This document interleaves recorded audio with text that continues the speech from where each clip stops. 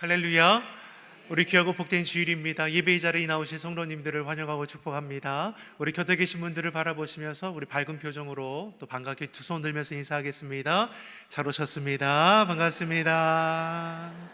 잘 오셨습니다. 반갑습니다. 우리가 지난 주일까지는 우리 교회학교 여름 사역을 위해서 함께 기도했습니다. 유아부부터 청년회까지 여름 사역을 통해서 받은 은혜와 말씀이 저들의 마음에 새겨져서 하반기뿐만 아니라 평생에 하나님과 동행하는 우리 믿음의 세대로 자라날 수 있도록 여러분 계속해서 기도해 주시기를 바랍니다. 특별히 오늘 오후 경배와 찬양 예배는 여름 사역 보고 예배로 드려지게 됩니다. 함께 참석하셔서 다음 세대를 위해서 기도해 주시고 또 협력해 주시면 은혜가 되겠습니다. 이제 남은 8월과 9월은 태신자 작전 사역과 영혼 구원을 위해서 우리가 기도합니다. 우리와 함께 예수님을 영접하여 구원의 복을 누리기 원하는 대상자의 이름을 기록하고 마음에 품고 기도하시기를 바랍니다. 주보에 보니까 지난 주일까지 해서 작정단 태신자의 수가 몇 명인지 아십니까? 222명입니다. 좀 이렇게 반응을 좀 같이 해주시면 좋을 텐데, 너는 반응해라 나는 모르겠다 이게 아니라 222명이라는 우리의 태신자를 우리가 마음에 품고 지금 기도하고 있습니다. 우리 양쪽에 있는 그 생명나무에 열매가 아름답게 장식되어져 있지 않습니까? 열매 가운데 보면 그 이제 태신자의 이름과 또 이를 위해 기도하시는 분의 이름도 같이 적혀 있습니다. 장식되어 있어서 보기에 참 좋다라고 끝나면 안 되는 거죠. 구원해야 할 대상이 장식되어 있는 것으로 마치면 안 된다는 겁니다. 하늘 생명책에 반드시 기록되어서 우리처럼 구원의 기쁨을 함께 나누며 예배하는 그날이 속히 올 수 있도록, 우리가 9월 20일 날 새생명 전도주일로 지키지만 그날에 데려오라고 얘기하는 것이 아니라 여기서 포인트는 무엇입니까? 대상자를 마음에 품고 내가 기도하고 있다는 거죠. 언제까지 기도하는 겁니까? 하나님께서 저를 구원해 주시는 그날까지 내게 주신 사명으로 알고 영혼의 대상자를 놓고 끝까지 기도함으로 협력해 주시면 은혜가 되겠습니다. 혹시 아직 적지 않으셨던 분들이 있다면 오늘 또 나가실 때 이름을 적으셔서 함께 작정하셔서 또 영혼구원의 사역에 동참해 주시는 귀한 은혜가 있기를 소망합니다. 우리 곁에 계신 분들과 이렇게 인사하겠습니다. 하나님께서 지키시고 도우십니다. 하나님께서 지키시고 도우십니다. 아멘이시죠? 하나님께서 지키시고 도우십니다. 그래서 우리는 안전합니다. 세상 풍파가 없다라는 게 아니라 세상 염려 두려움의 문제들이 나를 피해가서 내가 안전하다는 것이 아니라 그런 어려움 속에서도 나를 지키시고 보호하시는 하나님이 계시니 나는 안전합니다. 감당할 시험을 우리에게 주신다 하였습니다. 피할 길을 내어주시고 돕는 자를 더하심을 통해서 능히 견디며 이기게 하시는 그 하나님이 우리의 아버지가 되시죠. 아멘이시죠? 이 나라 이 민족 걱정할 거 없습니다. 주의 몸된 교회, 우리 가정, 산업, 자녀들의 앞날 걱정할 거 없습니다. 걱정하기보다는 뭘 해야 합니까? 기도해야 합니다. 따라하겠습니다. 기도합시다. 옆 사람의 눈을 보면서 선포합시다. 기도합시다. 여러분, 우리가 정답을 몰라서 힘들게 살아가는 거 아닙니다. 정답을 알죠. 하나님께서 승리의 방법을 분명히 알려주셨어요. 구하라, 찾으라, 문을 두드려라. 여러분, 구하십시오.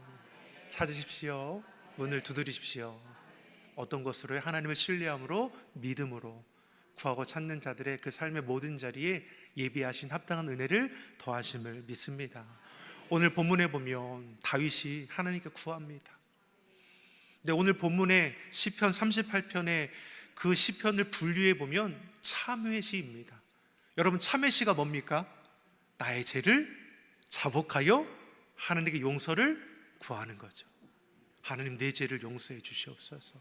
나를 구원해 주시옵소서. 다윗이 이 같은 고백이 드려지는 시가 오늘 본문 38편입니다. 학자들은 이 본문의 배경을 다윗이 밧세바 간음 사건 이후에 심한 중병에 걸렸을 때에 고백되어지는 시가 아니겠는가라고 기록합니다.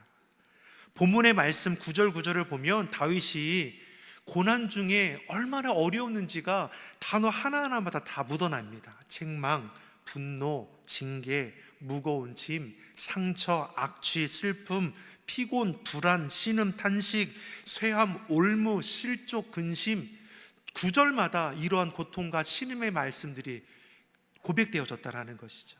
다시 말해 다윗이 견디기 어려운 고난 가운데 놓여 있습니다. 그리고 그 원인이 어디에 있는지 다윗이 깨닫습니다. 4절의 말씀을 보겠습니다. 같이 읽겠습니다.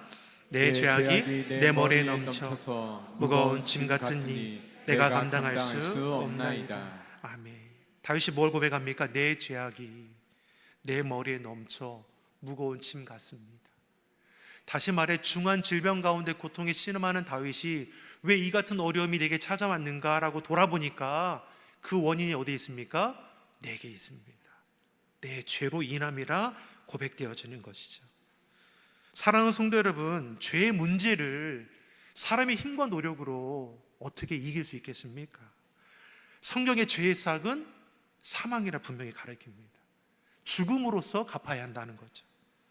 우리의 죄짐은 스스로 벗어날 수 없습니다. 방법이 있다면 어떻게 됩니까? 새롭게 태어나야 합니다. 사실 이를 위해서 예수님께서 육신을 입고 이 땅 가운데 오셨습니다.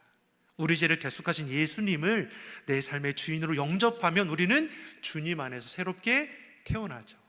거듭나게 되는 것입니다. 이 거듭남의 은혜가 값없이 주신 하나님의 선물입니다.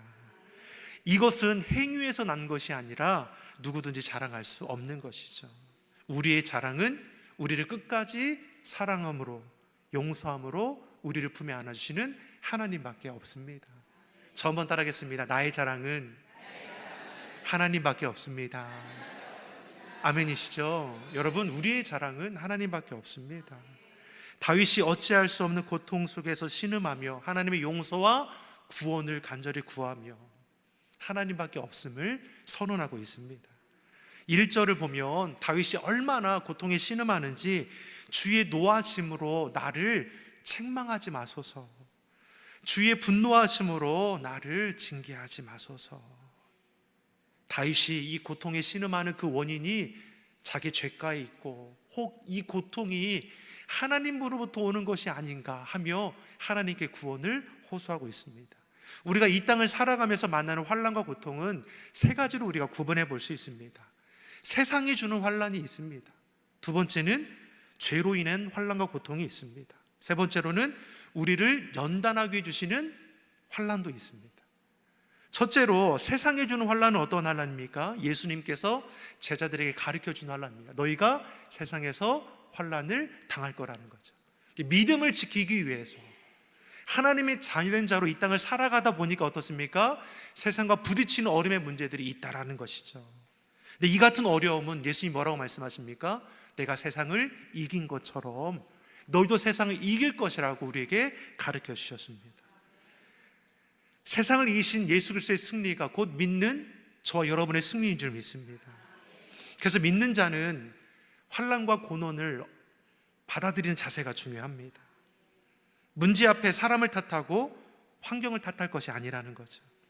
믿지 않는 사람들은 에이 재수 없어, 뭐 이런 일이 나에게 있어, 이렇게 생각할 수 있습니다. 그런데 실제로는 어떠합니까? 이런 어려움을 통해서 믿는 자들은 뭘 고백합니까? 하나님의 선하신 뜻 가운데 나아가는 기회로 삼는다는 것이죠. 어찌할 바 모르는 어려움 가운데 아마 이 자리에 계신 분들 중에도 이러한 고백이 있을 것입니다. 내 힘으로 감당하지 못하는 그 어려움 속에, 고통 속에 지푸라기라도 잡는 심정으로 교회에 나온 사람들이 있습니다. 그때 나는 하나님을 알지도 못하는데 주위에서 같이 기도하자 해서 기도했는데 그 마음이 뜨거워지고 눈물에 눈물이 나고 고백되어지는 그 은혜 가운데 주님을 고백하고 신앙이 시작되는 분들이 있지 않았습니까? 세상이 주는 환난을 그래서 양몰이 환난이라고 말합니다. 양을 안전한 것으로 몰아는 것처럼 환난과 고통을 통해서 안전하신 하나님께 인도한다는 것이죠. 그래서 환난이 유익이 될 수 있음을 성경은 우리에게 가르쳐 줍니다. 두 번째로 죄로 인해 당하는 환난과 고통이 있습니다. 이러한 환난을 하나님의 징계로 볼 수 있는데 사실 하나님은 징계를 좋아하지 않으십니다. 다윗도 1절 말씀에 주의 분노하심으로 나를 징계하지 마소서라고 고백하는 건 무엇입니까?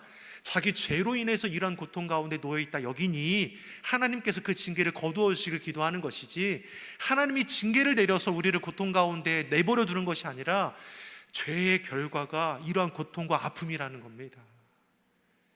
그래서 선행되어야 할 것이 무엇입니까? 나의 죄를 자복하는 것, 회개함으로 주의 구원을 구하는 것이 전제되어야 한다는 것이죠. 탕자의 비유를 보면 우리가 알 수 있는 것처럼 가진 모든 것을 탕진한 이후에 아버지께로 이 탕자가 돌아옵니다.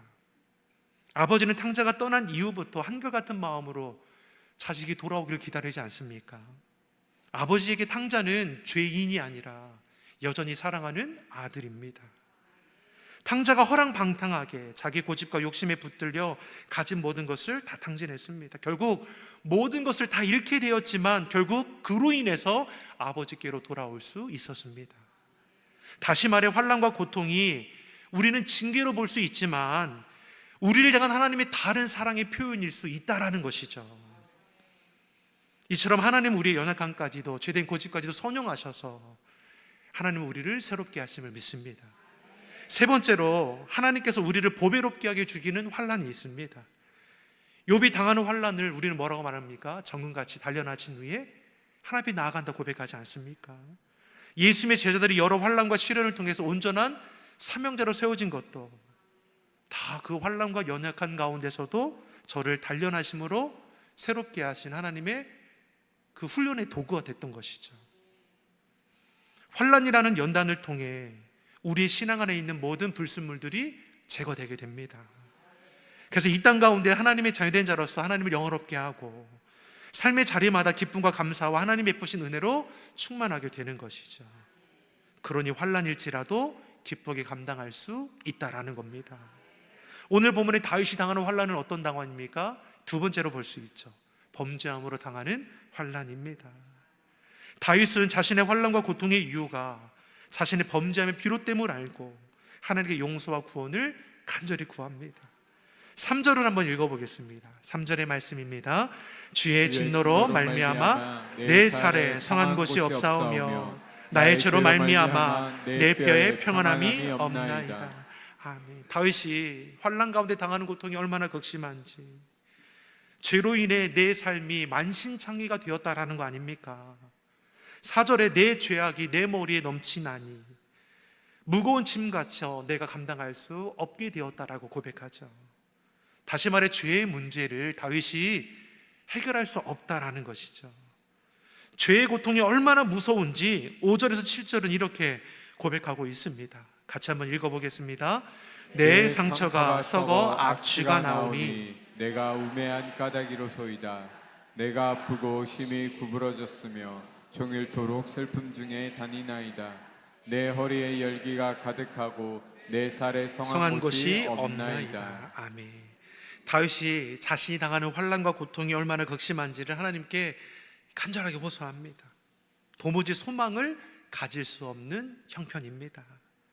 내 상처가 썩어 악취가 나고 종일토록 고통에 신음합니다.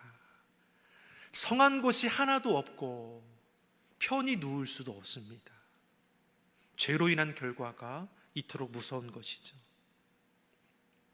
본문 5절에 보면 내가 우매한 까닭이라, 자신이 당한 고통을 다른 무엇으로 핑계댈 것이 없습니다. 자신의 범죄함으로 이 같은 환난이 찾아왔음을 자복하고 돌이키기를 구하는 것이죠. 절망이 다윗을 겹겹이 두르고 있고 사람의 힘으로는 다시 회복되기 불가능해 보입니다. 보통 이 같은 경우에 처하게 되면 보통의 사람들은 어떠한 마음이겠습니까? 내일에 대한 소망이 없으면 포기하죠. 환난과 고통이 짓눌려 삶을 포기하고자 하는 이들이 일어납니다. 그런데 다윗은 어떠합니까? 고통에 신음하면서도 결코 포기하지 않죠. 그는 자신의 범죄함을 자복하며 구원의 하나님께 간절히 부르짖고 나아갑니다. 왜 다윗이라고 포기하고 싶은 마음이 들지 않겠습니까? 특히 환난 중의 기도에도 아무런 응답이 없다 여겨지면 더 낙심하지 않겠습니까? 1절에서 3절의 말씀을 보십시오. 여호와여, 주의 노하심으로 나를 책망하지 마시고 주의 분노하심으로 나를 징계하지 마소서. 주의 화살이 나를 찌르고 주의 손이 나를 심히 누르리라. 주의 진노로 말미암아 내 살에 성한 곳이 없고 내 뼈에 평안함이 없습니다. 다윗이 계속해서 고통 중에 어떠합니까? 포기합니까? 하나님 앞에 더욱더 호소하죠. 절망에 낙심하는 것이 아니라 자신의 고통, 아픔을 하나님께 다 내어놓습니다. 하나님, 내 상처가 썩어 악취가 나고 있습니다. 하나님, 내가 아프고 심히 꼬꾸러졌습니다.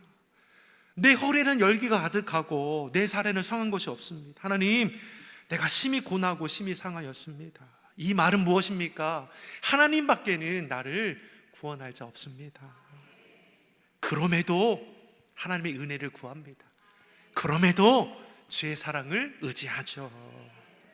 사람의 힘으로는 불가능하지만 하나님은 불가능이 없으십니다.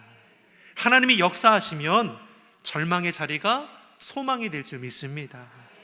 하나님께서 우리와 함께 하시면 질병의 자리가 회복의 자리가 될 줄 믿습니다.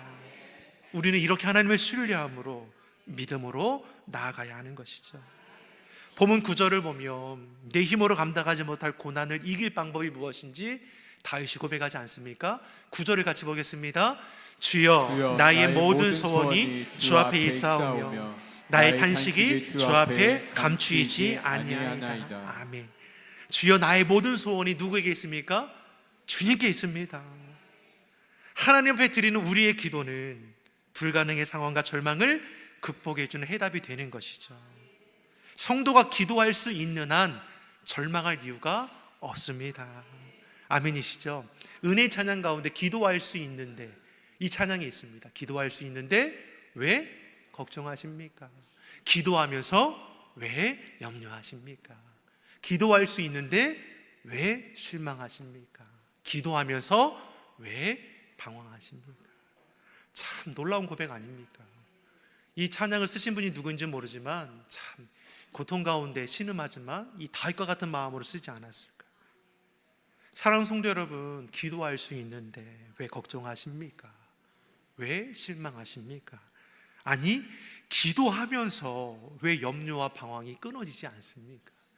내가 기도한다는 것은 하나님을 신뢰함으로 나아가는 것인데, 하나님을 신뢰함으로 기도하는 그 순간에도 내 마음 한켠에는 염려와 불안이 있다라는 것이죠. 왜 그렇습니까? 우리는 연약하기 때문입니다. 그러기에 우리에게 필요한 것이 무엇입니까? 쉬지 말고 기도하는 거죠. 염려의 마음이 떠나가지 않더라도 이것은 내 마음이니 이것까지도 하나님께 맡기는 것이죠. 그래서 해답은 무엇입니까? 기도를 멈추지 않는 것입니다. 사랑하는 성도 여러분, 하나님은 우리의 기도를 결코 외면하지 않으시고 지금도 돌보시는 사랑의 하나님이시죠. 기도하는 자에게는 소망이 끊어지지 않습니다. 그러니 내 눈에 아무런 소망이 없다 여겨질지라도 하나님을 향한 기도의 끈은 결코 놓치지 않기를 소망합니다. 하나님께서는 우리의 환난과 고통을 아십니다. 아시는 하나님 앞에 감출 것이 무엇입니까? 다 내어놓아야죠. 이것이 내 죄로 인한 고통일지라도 다 내어놓는 겁니다. 다윗이 하나님 앞에 나와 자신의 환난과 고통을 호소하는 것처럼 우리의 아픔과 고통, 눈물과 상처, 죄된 모습까지도 하나님께 다 아뢰을 수 있기를 바랍니다. 외면하지 않으신 하나님께서 우리를 그 품에 안아주시고 안전함과 평안함의 은혜를 더하실 줄 믿습니다. 계속해서 이어지는 말씀을 보십시오. 다윗의 기도가 멈추지 않습니다. 11절의 말씀입니다. 11절의 말씀 같이 보겠습니다. 내가 사랑하는 자와 내 친구들이 내 상처를 멀리하고 내 친척들도 멀리 섰나이다. 아멘. 나만 힘든 게 아니죠. 나만 힘든 걸로 맞췄으면 괜찮을 텐데 어떻습니까? 사랑하는 사람과 멀어지게 되었다라고 지금 다윗이 말합니다. 육신의 고통으로 신음할 때 곁에서 위로하는 자가 있다면 우리가 힘이 날 거죠. 근데 긴병의 효자가 없다고 질병이 오래 지속되면 어떠합니까? 사랑하던 사람도, 친구들도, 친척들도 돌아선다는 거죠. 다윗이 고백하는 사랑하는 사람, 친구, 친척들은 모두 다윗이 자기의 사람이라고 생각하고 신뢰했던 이들일 것입니다. 이들의 의리가 변하지 않을 거라고 여겼을 것이죠. 하지만 다윗이 중병에 들어 고통이 심해졌을 때 그 시간이 길어지면 길어질수록 자신이 믿었던 이들이 다 멀리 떠나갔다라는 겁니다. 다윗이 형통할 때만 해도 다윗과 가장 가까운 것처럼 행세하던 이들의 태도가 달라진 것이죠. 이렇듯 사람은 연약하니까 환경과 형편에, 이익과 감정에 따라 변해지기 일쑤입니다. 우리 결혼하기 전에 연애들 해보셨죠? 안 해보셨어요? 우리 이제 남자친구가 여자친구에게 제일 많이 하는 게 무슨 말일 것 같습니까? 결국 종합해보면 나만 믿어라는 거 아닙니까? 전혀 그렇지 않았어요? 그냥 어거지로 결혼하고 어거지로 살아가는 겁니까? 하늘의 별도 다 따다 줄 것처럼 나만 믿어, 막 그렇게 고백하죠, 남자들이. 그럼 여자들은 뭐라고 합니까? 그 말에 너무나 마음이 좋아서 아우 당신밖에 없어요. 이렇게 저렇게 이야기하다가 결혼하는 거 아니에요. 그런 마음 없이 어떻게 결혼하고 가정을 이뤄요? 저희 가정만 그런 거예요? 저도 저희 아내를 그렇게 속였어요. 저희 아내도 당신밖에 없어요 결혼했단 말이에요. 근데 우리는 너무나 잘 알지 않습니까? 죽고 못 사는 것 같지만 헤어진 일도 벌어지는 거고, 결혼 후에 어떻습니까? 변했다라고, 속았다라고, 나 사기 결혼당했다라고 우스갯소리 하는 일도 일어나지 않습니까? 환경과 형편, 이익과 감정에 따라 우리의 말과 행동이 쉽게 달라진다는 것이죠. 그래서 우리는 여러분 착각하지 말아야 합니다. 사람은 결코 믿음의 대상이 되지 못하는 거죠. 우리가 착각하는 것이 무엇입니까? 자꾸만 이 사람을 믿음의 대상으로 본다는 거죠. 그래서 넘어지는 겁니다. 왜 관계가 불편해지고 깨어지는 일들이 일어납니까? 내가 너를 믿었다는 거죠. 내가 너를 믿었는데 어떻게 너는 내 믿음을 배신했냐고. 그래서 관계가 깨어지는 일들이 우리 가운데 일어나는 거 아닙니까? 본문 12절의 말씀을 보면 질병 가운데 고통하는 다윗이 멀리하는 이들만 있는 것이 아니라 심지어는 다윗을 해하려고 음모를 꾸미는 이들도 있었습니다. 저 한번 따라하겠습니다. 사람은 믿음의 대상이 못 됩니다. 다시 한번 따라하겠습니다. 사람은 믿음의 대상이 못 됩니다. 아멘이시죠? 그럼 무슨 대상이에요? 사랑의 대상이에요. 하나님께서, 예수님께서 우리에게 뭘 말씀했습니까? 서로 믿어라, 서로 사랑해라. 믿음의 대상은 오직 여호와 한 분뿐이고 너희는 서로 내가 너희를 사랑한 것 같이 너희도 서로 사랑해라. 옆 사람에게 이렇게 고백하겠습니다. 당신은 사랑의 대상입니다. 여러분, 믿음의 대상으로 보면 끼어지는 일이 일어납니다. 하지만 사랑의 대상은 끝까지 그 관계를 이어갈 수 있습니다. 다윗은 환난과 고통 중에 그 같은 사실을 절실히 깨닫고 더욱더 하나님을 의지하며 간절히 구하는 거죠. 그러면서 어떻습니까? 자신에게 멀리 떨어진 이들, 자신을 해하려는 이들과 논쟁 벌이지 않습니다. 어떻게 네가 나한테 이럴 수 있어? 따져묻고 내 편, 네 편 나누지 않았다라는 것이죠. 13절에 보면 듣지 못하고 말하지 못하는 자처럼 행동합니다. 이게 무슨 말입니까? 보통의 사람들은 불의한 일을 당하고 억울한 일을 겪으면 자기를 변호하기 위해 말이 많아집니다. 이 사람 저 사람 찾아다니며 내 편을 들어달라고 하소연하지 않습니까? 그러나 다윗은 어떠합니까? 사람을 찾아다니며 하소연하지 않았습니다. 오히려 이럴 때일수록 사람을 향해서는 그 입을 닫고 하나님을 바라며 하나님의 도우심을 더욱더 구하고 찾았다라는 것이죠. 사랑하는 성도 여러분, 사람을 붙들지 마십시오. 여호와 하나님을 붙드시는 자가 되기를 바랍니다. 15절을 보십시오. 다윗의 고백이 이러합니다. 여호와여, 내가 주를 바라사오니 내 주 하나님이 내게 응답하시리이다. 아멘. 여호와여, 내가 주를 바랐습니다. 고통 중에서도 사람들은 나를 떠날지라도 저들에게 마음을 붙들리는 게 아니라 그럴수록 더욱더 하나님을 바라며 주의 응답을 구하는 것이죠. 하나님을 믿음으로 바라는 것이 문제를 해결하는 실마리임을 우리가 기억할 수 있기를 바랍니다. 혹 이 시간 환난과 고통으로 신음하고 사람에 대한 아픔과 상처로 낙심된 분이 계십니까? 우리의 형편을 아신 하나님께 온전히 내어 맡기며 의지할 수 있기를 바랍니다. 고린도전서 10장 31절이 우리에게 이렇게 말씀하죠. 같이 보겠습니다. 사람이 감당할 시험 밖에는 너희가 당한 것이 없나니 오직 하나님은 미쁘사 너희 감당하지 못할 시험 당함을 허락하지 아니하시고 시험 당할 즈음에 또한 피할 길을 내사 너희로 능히 감당하게 하시니라. 아멘. 하나님을 신뢰함으로 우리가 믿음으로 구하고 믿음으로 찾고 믿음으로 두드리는 자가 되길 바랍니다. 사람이 감당할 시험 밖에는 허락하지 아니하신다 하셨습니다. 피할 길을 내어주시고 돕는 자를 붙여주심을 통해 또한 필요를 공급해 주셔서 우리로 능히 감당하게 하실 줄 믿습니다.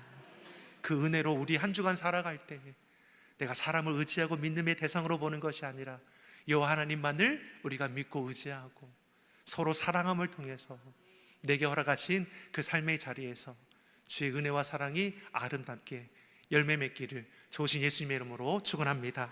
기도하겠습니다. 좋으신 아버지 하나님, 세상이 주는 환난과 고통 속에서도 믿고 의지할 분 오직 여호와 하나님뿐이오니 하나님을 바라며 하나님을 구하고 찾는 주의 성도들이 되게 하여 주시옵소서. 지치고 낙심된 우리의 삶의 자리에 찾아와 주셔서 치료해 주시고 위로해 주시고 평안함을 더하여 주시옵소서. 죄된 고집과 욕심은 끊어지게 하시고 하나님의 말씀 앞에 겸손함과 순종함으로 주의 뜻을 이루어 가게 하여 주시옵소서. 감사드리며 예수님의 이름으로 기도드립니다. 아멘.